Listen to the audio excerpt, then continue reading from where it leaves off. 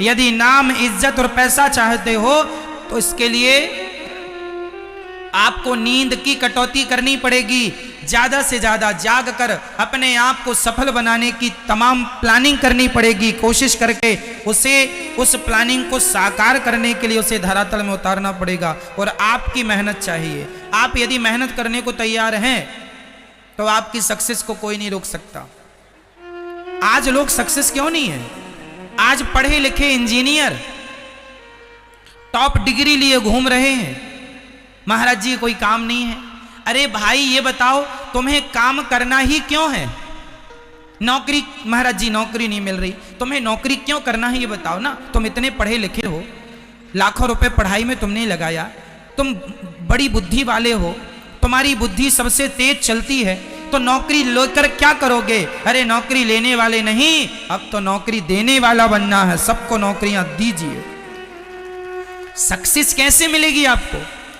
उसके लिए आपको अपने दिमाग की भी एक्सरसाइज करनी पड़ेगी, ये लगाना पड़ेगा। बैठे बैठे देखो रोटियां तो नौकरी करने वालों को मिल ही जाती हैं। जंगल का शेर और सर्कस के शेर दोनों में जरा सा ही अंतर है। सर्कस के शेर को बिना मेहनत की रोटियां मिल जाती हैं क्योंकि समय पे मालिक आता है, टुकड़े देकर चला जाता है। यह सर्कस का शेर है। पर जंगल के शेर को अपने भोजन की व्यवस्था के लिए दौड़ना पड़ता है, पसीना बहाना पड़ता है। यदि आप पसीना बहाने को तैयार हैं तो आप सक्सेस होके रहेंगे, नहीं तो फिर टुकड़ों से तो गुजारा हो ही रहा है सर्कस के शेर की तरह।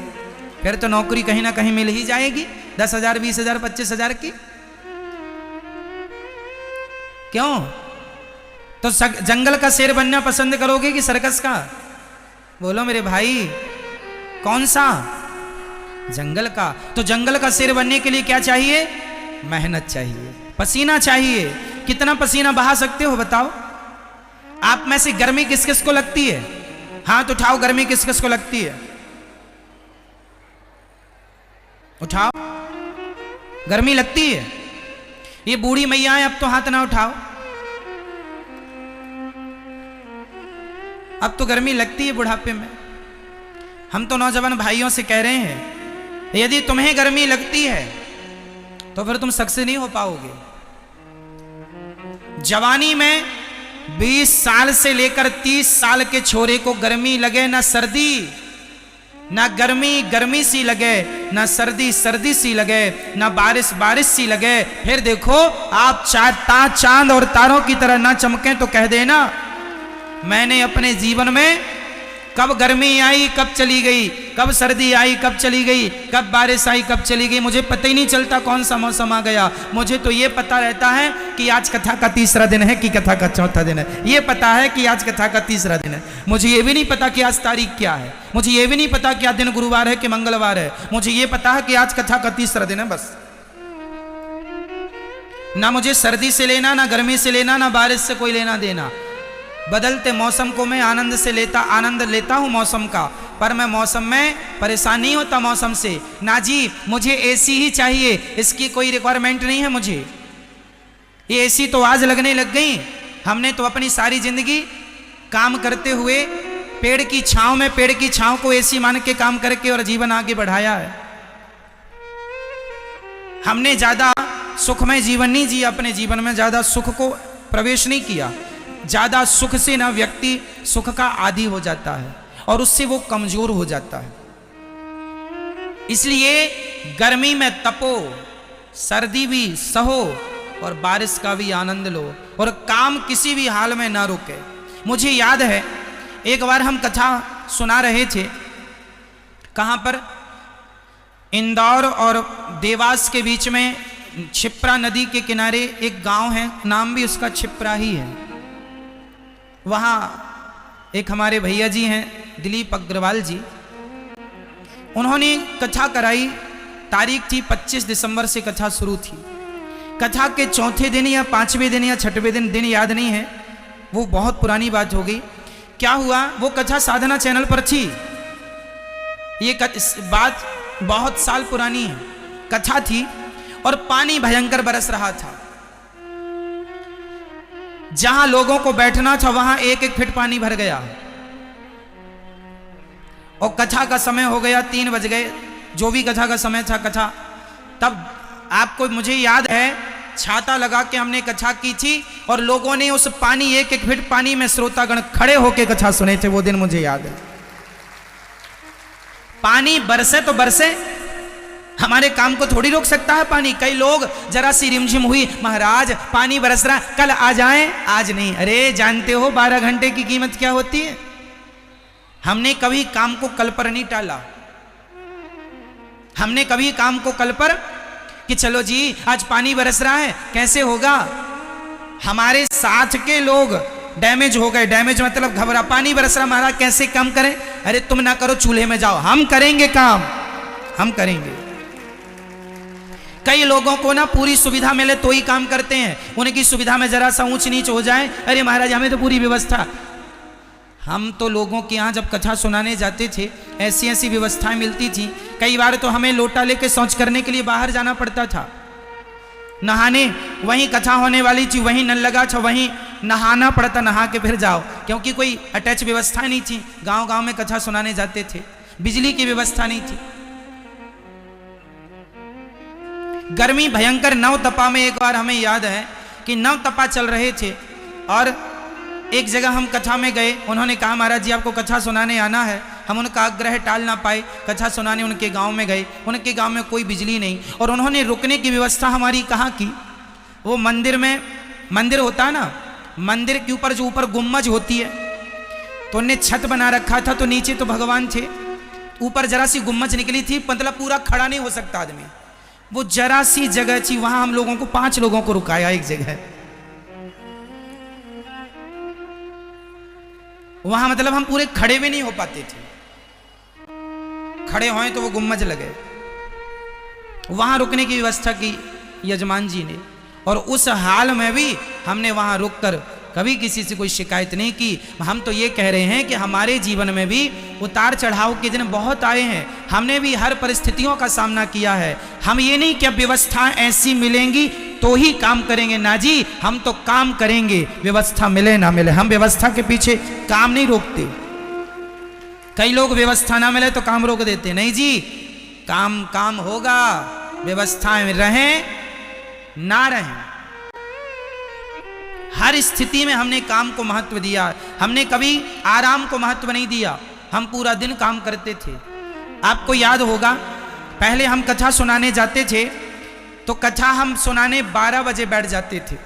हमें याद है, आज भी वो श्रोता हैं, आज भी वो चीजें हैं, बहुत ज्यादा पुरानी बातें नहीं हैं ये। 12 बजे हम कथा सुनाने बैठते थे और शाम के 7 साढ़े 7 बज जाते थे कथा सुनाते सुनाते। एक आसन पर 12 से 7 बजे तक कथा सुनाई, मुझे अच्छे से याद है। श्रोता भी थे और लोग सुनते थे। 7 घंटे एक आसन पे हमने कथा सुनाई। अब तो 3.5 घंटे सुनाते हैं आपको, लेकिन हमने 7 घंटे, 7.5 घंटे सुनाते थे। आज भी वो श्रोता हैं और सुनते थे लोग। तो जीवन में जबकि हमें 3 घंटे कथा सुनाने, अब यजमान को हम चाहे 10 घंटे सुनाएं, चाहे 3 घंटे सुनाएं, वो पैसा तो उतना ही देता, क्यों? लेकिन हमने हमारी श्रद्धा से सुनाई कि भाई हम आपको सुनाएंगे, हम आलस नहीं करेंगे, हम काम चोरी नहीं करेंगे कि आपने हमें 3 घंटे के लिए बुलाया है तो हम 3 घंटे ही काम करें, ना जी, हम अपनी ओर से आपको बेहतर देने की कोशिश करेंगे। हमने कभी काम चोरी नहीं की, हमने कभी काम चोरी नहीं की। जो किया है परफेक्ट किया है। और आपको यही समझाते हैं, सिखाते हैं, व्यवस्थाओं के चक्कर में काम ना बिगाड़ा करो। व्यवस्थाएं मिले ना मिले, काम होना चाहिए। क्यों जी, सही है? बताइए, काम जरूरी है। अब देखो, मैं आपके घर 7 दिन के लिए गया और जरा व्यवस्थाएं कम ज्यादा हैं, चलेगा भाई, व्यवस्थाओं का क्या है, 7 दिन की ही तो बात है। काम करना है, हम काम करने गए हैं, हम व्यवस्थाएं लेने नहीं गए। इसलिए आप अपने जीवन में ये कसम खाओ, संकल्प लो कि काम को महत्व देंगे। काम को, मैंने भूखे प्यासे काम किया है, बुखार में काम किया है, बीमारी थी तो काम किया है, हमने हर क्या आपको क्या लगता है हमारे जीवन में संकट नहीं आए? संकट तो जितने आपके जीवन में आते हैं उतने ही ये दास के जीवन में आए, पर हमने अपने संकटों को हंस कर के टाल दिया है, हंसते हुए टालते चले गए। हमने संकटों को जीवन में हावी नहीं होने दिया। कई लोगों को जरा सी बुखार है, महाराज जी आज नहीं हो पाएगा काम, बुखार है बुखार। अरे तुम काम नहीं करोगे, बुखार है? हमें तो भयंकर बुखार थी, हमने काम किया, 3.5 घंटे 4 घंटे का छाए सुनाई, काम बराबर किया। तो जीवन में ये लिखा है, निद्रया ह्रियते नक्तम व्यवाये न चवावयः दिवाचार थे हया राजन कुटुंब भरणे नवा। हमारी पढ़ाई के समय जब हम पढ़ने वृंदावन आए तो हमारे पास कोई बहुत सारी व्यवस्थाएं नहीं थी, सुविधाएं नहीं थी। हमें पढ़ने के लिए 3 किलोमीटर पैदल जाना पड़ता था, 3 किलोमीटर पैदल, तब जाके विद्यालय मिलता था। सबके पास साइकिल थी, हमारे पास साइकिल नहीं थी। तब हम 2 दोस्तों ने मिलकर के 250 रुपये जोड़ करके और 500 रुपये की पुरानी साइकिल खरीदी और फिर पढ़ने जाते थे। साइकिल नहीं थी, गौशाला में जाके गोबर उठाते थे, खेत में जाके फसल काटते थे, आश्रमों में पोंछा लगाते थे, रोटी बनाते थे, 1 कुंटल आटे की रोटी बनाते थे। 1 कुंटल जानते हैं, 1 कुंटल आटे की रोटी बनाते थे। जैसे पत्नी सबको परोस के फिर खाती है, ऐसे सब 100-200 लोगों को खिला के खाते थे और इसके साथ फिर पढ़ाई भी करते थे। ऐसी पढ़ाई आपके जैसे आज के बच्चों को तो सब सुविधाएं हैं, कंप्यूटर भी है, सारी बुकें हैं। हमारे पास तो पुस्तकें, बुक खरीदने के भी पैसे नहीं होते थे, दूसरों की पुस्तकें मांग मांग के पढ़ते थे, भाई सब जरा दे दो, पढ़ के वापस कर देंगे। ऐसी स्थिति में पढ़ाई की है। तो पढ़ाई करके हमारे समय पर तो हम तो प्राइवेट स्कूल में नहीं पढ़ पाए, सरकारी स्कूल में पढ़ते थे। क्यों? क्योंकि प्राइवेट में पैसे लगते थे। और पैसा कितना? हमारे गांव के पास में शहर था, छोटा सा कस्बा, वहाँ पे 20-30 रुपए महीने की फीस लगती थी प्राइवेट स्कूलों में, 30 रुपए महीना। तो 30 रुपए भी हम लोग नहीं दे पाते थे। हमारे सारे दोस्त प्राइवेट स्कूलों में पढ़ते थे। बाद में फिर हम बहुत जब कहे पिताजी से, तब पिताजी ने कोई व्यवस्था की होगी, तब उन्होंने नाम लिखाया और बाद में फिर हमने प्राइवेट स्कूल में बाद में पढ़े। 7वीं तक तो सरकारी में पढ़े, उसके बाद फिर प्राइवेट स्कूल जिसमें कि 50 रुपये महीना, पहले 30 रुपये महीना वाले में, फिर 50 रुपये महीने वाले स्कूल में पढ़ाई की। और पढ़ाई करके फिर वृंदावन आए, फिर यहाँ पढ़ाई की। तो यहाँ सारे काम करते हुए हमें पढ़ना होता था। पोंछा भी लगाना है आश्रम में, रोटी भी बनानी है, गौशाला में जाके गोबर भी करना है आपको, सारा काम करके फिर आपको पढ़ाई करनी है। तो ये सब करते हुए पढ़ाई भी करते थे। और पढ़ाई करने का शौक था, केवल पढ़ना था, केवल पढ़ना था। मैं जब वृंदावन पढ़ने आया तो बहुत सारे बच्चे, कोई क्रिकेट खेलता, कोई मोबाइल चलाता, लेकिन मैंने कभी ना मोबाइल चलाया ना क्रिकेट खेला। मैं कहता था मैं यहाँ क्रिकेट खेलने थोड़ी आया हूँ, मैं पढ़ने आया हूँ, सिर्फ पढ़ूंगा। नहीं समझ में आए तो भी पढ़ता था, तो भी पढ़ता था, पढ़ता था, पढ़ता था, पढ़ता, एक ही जुनून था, सिर्फ पढ़ना। और मैं क्या पढ़ने का संकल्प, कई लोग बोले ये पढ़ लो वो पढ़ लो, ना जी सिर्फ भागवत पढ़ूंगा। मैंने कुछ नहीं पढ़ाई की, सिर्फ भागवत पढ़ूंगा। जीवन में आपको संकल्प लेना होगा, ये करना है मतलब करना। उसके लिए जितनी चुनौती आएंगी आपको सामना करना पड़ेगा। तब जब पसीना बहा लोगे, जितना ज्यादा पसीना बहाओगे ईश्वर उतना सफल बनाएंगे आपको। बस पसीना बहाने को तैयार तो हो जाओ, मेहनत करके देखो सफलता। लोग कहते हैं महाराज जी हम सफल नहीं हो रहे हैं। अरे भाई, सफलता के लिए जितनी मेहनत चाहिए आप उतनी कर नहीं रहे। पास होने को 33 नंबर चाहिए और आप 20 नंबर लेके आए हैं, कैसे पास हो जाएंगे? पास होने को कम से कम 33 तो लाओ, डिवीजन बनाने हैं तो और ज्यादा लाओ, कम से कम 33 तो लाओ। उसी तरह जितनी मेहनत चाहिए आप उतनी नहीं कर रहे, जितनी चाहिए आप उतनी। हम लोगों ने ट्रेनों में यात्राएं की हैं, भरी भरी ट्रेनें चलती थी, रिजर्वेशन नहीं मिलता था, जाना था तो जर्नल डिब्बे में, अरे जर्नल तो छोड़ दो, जर्नल डिब्बे की टॉयलेट लेट बात में भी बैठ बैठ के घुस घुस के वहां यात्राएं की, क्योंकि वहां मंजिल तक पहुंचना है। अब पहुंचना है, अब कहे नहीं जी ट्रेन की टिकट नहीं मिल रही है, अब तो नहीं आ सकते। नहीं जी आएंगे, आप भरोसा रखना। जिसने बोला कि गुरुजी आपको इस तारीख को कथा में आना है, हाँ जी आपने विश्वास किया है, टिकट भले ना मिले खड़े हो के यात्राएं की, ट्रेनों में रात रात की, पर यात्राएं की हैं और अपने लक्ष्य तक पहुंचे हैं। हमने सुविधाएं नहीं देखी कि जीवन में सुख क्या होता है। सुख को चक्कर में पड़ते तो जीवन में काम ना कर पाते। क्यों जी? सुख को देखते कि हमें एसी की टिकट मिले तभी हम यात्रा करेंगे, फ्लाइट की टिकट मिले तो ये, ना जी, हम तो जर्नल में भी, और जर्नल के डिब्बे में अंदर जो टॉयलेट के डिब्बे होते हैं, भरी जब होती है ट्रेन तो आपने देखा वो सब पैक होते हैं, बस हम भी एक बार वहीं पैक थे और यात्राएं की हमने। तो जीवन में आपको मेहनत करनी पड़ेगी। यदि आप हार गए, नहीं जी साहब नहीं, हम तो नहीं आ सकते, टिकट नहीं मिल रही, अरे पागल, टिकट के चक्कर में काम छोड़ देगा क्या? मैं चाय नहीं पीता, किस लिए? आप बताइए, मैं चाय क्यों नहीं पीता? मैं चाय केवल इसलिए नहीं पीता क्योंकि चाय पीने में समय लगता है। समय इतना है नहीं। एक तो हम किसी के घर गए, महाराज बैठो चाय, अब चाय बनाने में कम से कम 15 मिनट लगेगा, तो 15 मिनट बनाने का लो और पीने का 5 से 7 मिनट लो, तो कितना हो गया? 20-22 मिनट। अब 20-22 मिनट भाई मेरे पास था नहीं, मैं क्यों 20-22 मिनट बर्बाद करूं? 5 रुपए की चाय है और 20 मिनट का समय है। बताओ चाय कीमती है कि समय कीमती है? जोर से और जोर से, क्या? इसलिए मैंने समय को पकड़ा, चाय को छोड़ता चला गया। और आप 20 मिनट को बर्बाद करते हैं एक कप चाय के लिए। क्या घर में चाय नहीं मिलती आपके, जो दूसरों के घर में जा जा के चाय पीते हो? और आप लोग समय बर्बाद करते हो, अपना भी और दूसरों का भी। कह दो ना भाई साहब चाय नहीं, हमें जरूरत है। 5 रुपट्टी की चाय है, करोड़ों का समय खा जाती है। लोग, भारत में वैल्यू नहीं है समय की, इसलिए लोग पीछे हैं। काश अपने समय को महत्व दिया होता और अपने आप को आगे बढ़ाने की सारी कोशिशें की होती तो आप बहुत सक्सेसफुल होते, बहुत बहुत सक्सेस होते आप।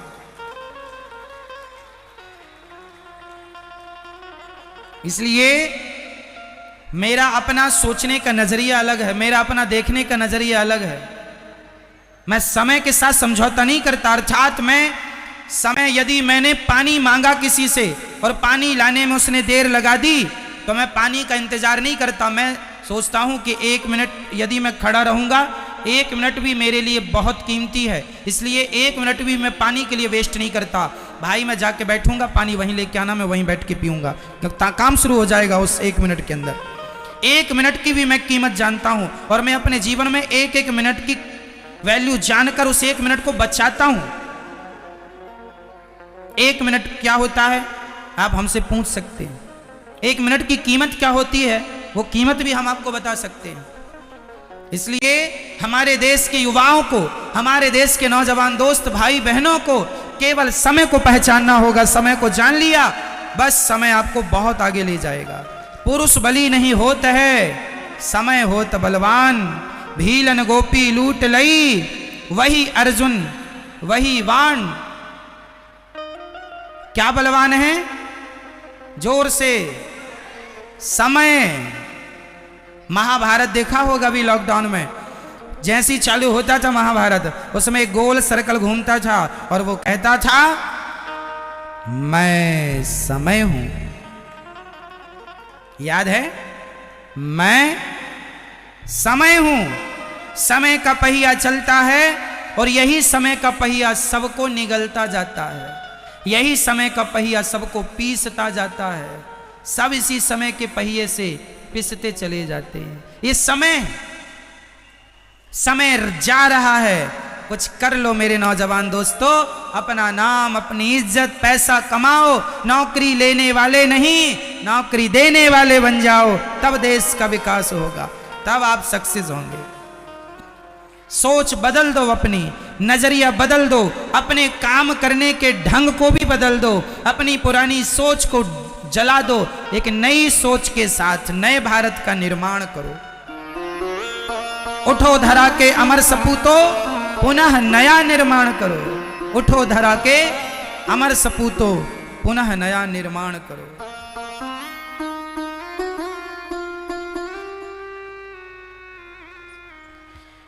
अकबर और महाराणा प्रताप की लड़ाई हुई हल्दी घाटी में। कहते हैं अकबर की सेना में दम था, अकबर की अकबर की सेना थी 80,000 और महाराणा प्रताप की सेना थी 15,000। कहते हैं अकबर की सेना में दम था, तो सुन लो, यदि अकबर की सेना में दम था तो महाराणा प्रताप के सीने में दम था।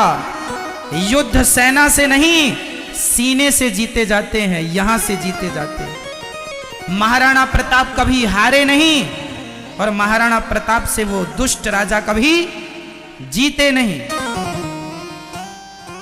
आपकी सेना कितनी भी हो, क्या फर्क पड़ता है? आपका सीना कितना बड़ा, सीना मतलब आपका दिल, सीना मतलब आपका दिल, दिल कितना बड़ा है। औरंगजेब की सेना 1 मिलियन 10 लाख लोग थे उसकी सेना में, औरंगजेब की सेना।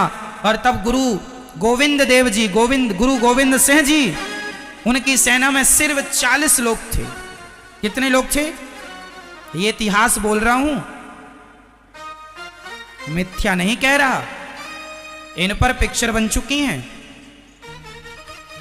गुरु गोविंद देव जी की सेना में कितने लोग थे? 40 लोग थे ओनली। और औरंगजेब की सेना थी 10 लाख लोग थे। 10 लाख लोगों से 40 लोगों को लड़ना था। धन्य है गुरु गोविंद देव जी, जिन्होंने अपनी सेना को इतना हौसला दिया, इतना मनोबल मजबूत किया। तुम्हारे सीने में दम है, भारतीय हो, मरना है इस मिट्टी के लिए, जीना है इस मिट्टी के लिए। आओ, भाग के क्या मरना, लड़के मरते हैं। और लड़ गए साहब, तहस नहस कर दिया। 40 लोगों ने 10 लाख लोगों की बटालियन को वहां से युद्ध में छिन्न भिन्न करके, और अंत में भागना पड़ा उन लोगों को, और विजय हुई इनकी। कुछ लोग मारे गए माना कि, पर उनको वहां से रवाना कर दिया। औरंगजेब की सेना को पछाड़ दिया था। इसलिए मेरी माँ, कभी ये ना कहा करो, नौजवान दोस्तों, आप कभी ये ना सोचा करो कि ये काम आप नहीं कर सकते। Nothing is impossible, everything is possible. इस सृष्टि में, संसार में ऐसा कोई काम नहीं है जो मेरे नौजवान दोस्त भाई बहन ना कर सकें। सारे काम आपके लिए ही हैं। आपको उन कामों को करना है और अपने देश को आगे बढ़ाना।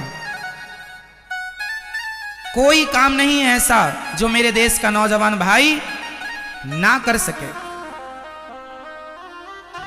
सब कर सकते हो आप लोग। कल्पना चावला अंतरिक्ष में पांव रख सकती है, अर्थात अंतरिक्ष में पहुंच जाती है, तो आप क्यों नहीं कर सकते? सब कर सकते हैं। करने का क्या होना चाहिए, बोल के बताओ? क्या? जुनून। क्या होना चाहिए? जुनून होना चाहिए। कर गुजरने का करेंगे, हम जिएंगे और मरेंगे। ऐ वतन, तेरे लिए दिल दिया है, जान भी देंगे। ऐ वतन, आप में से कितने लोग भारत माता की सेवा करना चाहते हैं? हाथ उठा के बताओ। आप लोग भारत माता की सेवा करना चाहते हैं? यदि देश की सेवा करना चाहते हो सच्चे मन से, तो आप खूब पैसा कमाइए। और आप जब धन से बड़े बनेंगे, आपकी आर्थिक स्थिति अच्छी होगी, तो मेरा देश भी आर्थिक रूप से मजबूत हो जाएगा। आपकी सफलता में ही देश की सफलता है। हाँ या ना? हाँ या ना? भाई, आप पैसे वाले होंगे तब तो देश को आप टैक्स देंगे, और जब सरकार को टैक्स देंगे तो सरकार भी मजबूत होगी। तो सरकार को मजबूत होने के लिए देश के आम नागरिक को मजबूत होना चाहिए। और आम आदमी मजबूत किससे होगा, ये कौन बताएगा? आम आदमी मजबूत किससे होगा? जोर से मेरे भाई बोलो। मेहनत से। किससे? मेहनत से, लगन से, जुनून से। नौकरी लेना नहीं है, नौकरी लेना नहीं, नौकरी। जब आप मजबूत होंगे, देश का आम व्यक्ति मजबूत होगा, तब जाकर के मेरा देश मजबूत होगा। भारत माता की ये जय जयकार सदा मेरे देश की होती रहे। उसके लिए मेरा देश, मेरे देश की माँ, बहन, बेटी, भाई, सारे लोगों को स्ट्रांग होना पड़ेगा। आपसी लड़ाई झगड़े भूल जाओ, आपसे मतभेद मनभेद भूल जाओ, और आओ हम सब देश के लिए काम करते हैं। यदि हम आपस में लड़ बैठेंगे तो देश को कौन संभालेगा? कोई भी बाहर वाला अपने घर से हमें निकालेगा। दीवानों जरा होश करो, मेरे देश प्रेमियों आपस में प्रेम करो। देश प्रेमियों आपस में क्या करना होगा? आपस की फूट खत्म करो, जातवाद खत्म करो। और हम ब्राह्मण क्षत्रिय वैश्य शूद्र पूरब से पश्चिम उत्तर से दक्षिण, चाहे उत्तर प्रदेश हो, चाहे गुजरात हो, चाहे महाराष्ट्र हो, चाहे पंजाब हो, चाहे बिहार हो, चाहे मणिपुर हो, कोई भी राज्य प्रांत क्यों ना हो, हम पूरब से पश्चिम उत्तर से दक्षिण तक एक ही हम होंगे, एक ही होने चाहिए। चाहे हमारा दक्षिण इलाका हो, चाहे पूर्वी हो, पश्चिम हो, चाहे उत्तरी हो, हम एक हैं। कोई जातवाद नहीं, कोई राज्यवाद नहीं। आज हमारे भारत के कुछ लोगों ने हमारे देश को राज्यों में बांट दिया। कोई कहता है कि महाराष्ट्र श्रेष्ठ है, कोई कहता है गुजरात श्रेष्ठ है, कोई कहता है पंजाब श्रेष्ठ है, कोई कहता है उत्तर प्रदेश श्रेष्ठ है, कोई कहता बिहार श्रेष्ठ है, कोई कहता राजस्थान श्रेष्ठ है। ना जी, ना बिहार, ना राजस्थान, ना कोई, मेरा भारत श्रेष्ठ है, मेरा भारत श्रेष्ठ है। अखंड भारत का सपना देखो, इसे टुकड़े टुकड़े करने की कोशिश ना करो। एक भारत, केवल भारत।